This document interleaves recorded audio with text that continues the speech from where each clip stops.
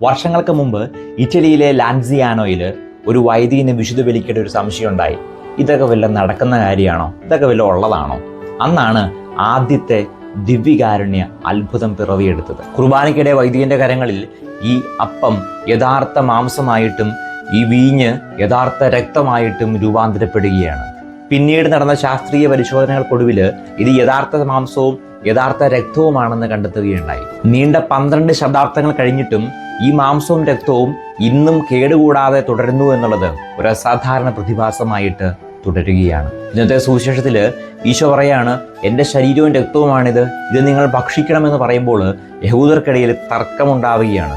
ഈശോയെ സ്വീകരിച്ചിട്ട് പുറത്തേക്ക് ഇറങ്ങുന്ന എൻ്റെ പെരുമാറ്റത്തിൽ എന്തുകൊണ്ട് മാറ്റമുണ്ടാകുന്നില്ല? ഈശോയെ സ്വീകരിച്ചിട്ട് പുറത്തേക്ക് ഇറങ്ങുന്ന എൻ്റെ സംസാരത്തിൽ എന്തുകൊണ്ട് മാറ്റമുണ്ടാകുന്നില്ല?